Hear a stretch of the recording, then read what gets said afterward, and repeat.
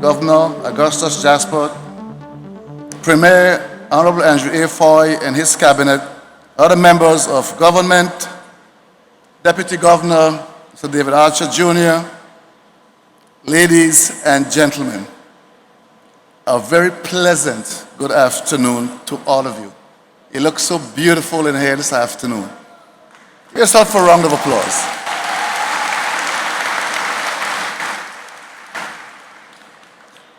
I want to begin by first congratulating all the persons who will be receiving certificates of residency and belonger status here today. I know it's been a long wait. This certificate, however, is more than just a piece of paper. It is a statement by the government and people of the Virgin Islands that we recognize you as a member, a proud member of our community. This recognition has come from your having lived among us for more than 20 years, and in some cases, more than 40 and 50 years. During this time, you've abided by our laws, performed other obligations and expectations, and you have made special contributions in different areas. For this, we are grateful, and we encourage you to maintain your good spirits. Just to provide some perspective to today's ceremony, some months ago, in collaboration with the Immigration Department and the now refocused Department of Labor and Workforce Development, the Ministry of Natural Resources, Labor and Immigration, the Premier's Office, and other government agencies, we launched a series of initiatives that will essentially reform our immigration and labor systems. There were applications that needed to be evaluated and actions. There were also persons who became eligible to apply for consideration of their immigration status. We introduced an option for applicants who wanted to have consideration of their applications fast-tracked. The audience today is comprised of persons from the Fast Track program, as well as others whose applications were trapped in a backlog.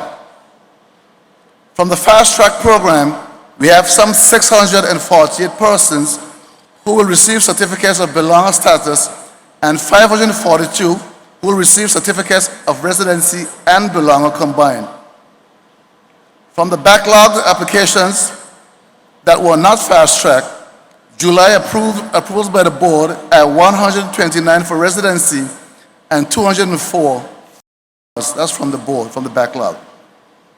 From these numbers, you can see that the rumors and fear-mongering that have been spread by a small handful of persons have been disproved as untrue, baseless, and raw mischief. But what is more important is the fact that we are much closer to moving ahead with our plans for reforming the labor and immigration systems so that we can protect our Virgin Islanders and ensure that they are treated fairly in the job market and that they are treated in accordance with the law. As a relatively new Minister of Government, I take no pleasure in saying this, but it needs to be said. The situation that the President administration inherited was one that was created by some of our own very Virgin Islanders who circumvented the laws, system, and processes for years. To what end, they alone must know. But we cannot dwell on this forever. We cannot just leave everyone in limbo. This was our campaign promise. Over the course of the near future, several initiatives will be implemented that will assist greatly in curbing this kind of activity. We are completing the harmonization, streamlining, and digitalization of labor and immigration to provide far better monitoring and enforcement. This will include the full implementation of the online work permit system, as well as the Jobs Board to support our workforce development program. When these and other initiatives, such as the electronic border control system, come together, we'll have a complete system that will better serve the interests of our people. This is the end goal. And this is part of the government's broader mission to create a more productive society that is capable of being competitive in the global environment. I want to take this opportunity to remind all Virgin Islands citizens that as a family, we must stand together. Our territory is facing many threats and challenges, from assaults on our economic system to climate change and pollution.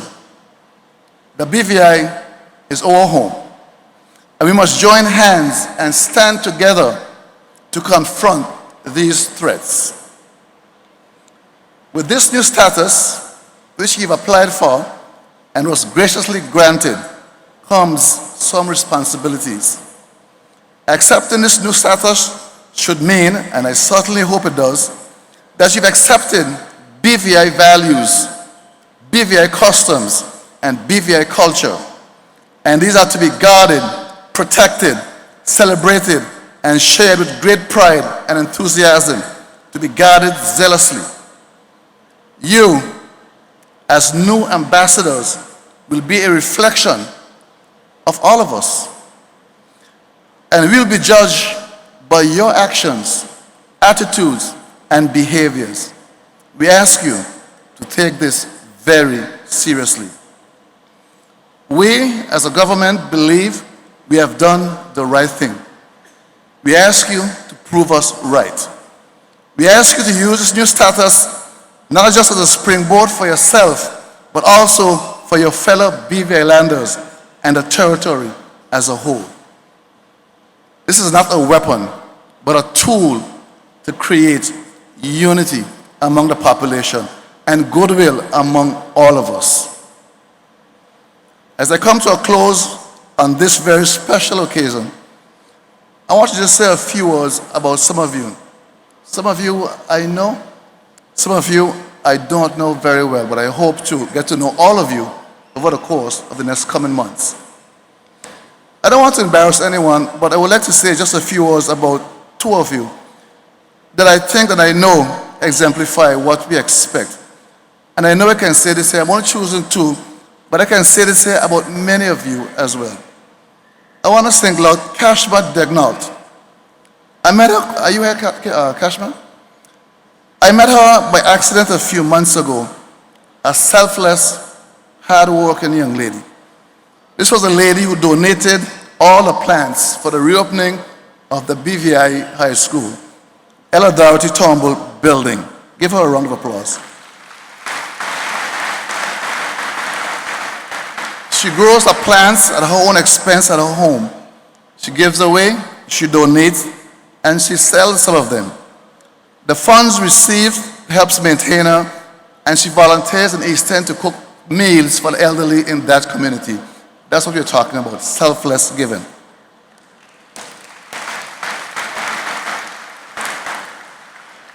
Also, Mr. Garrett Thomas, very busy person, but he hardly ever misses an opportunity to volunteer, to do community service. And it doesn't matter who is doing it. Whatever group is doing anything in the community, he volunteers, he joins in, he gives of his time and his talent.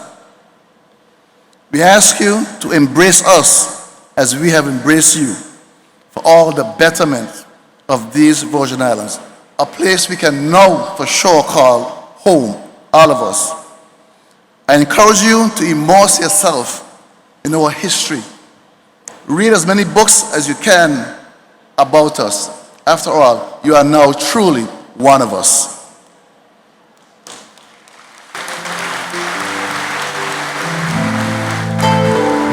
Thank you. As I close, let me take this opportunity to extend Christmas greetings to all of you and your families, and I wish you a very prosperous new year as you enter this new phase of your life here in the beautiful British Virgin Islands. Thank you all.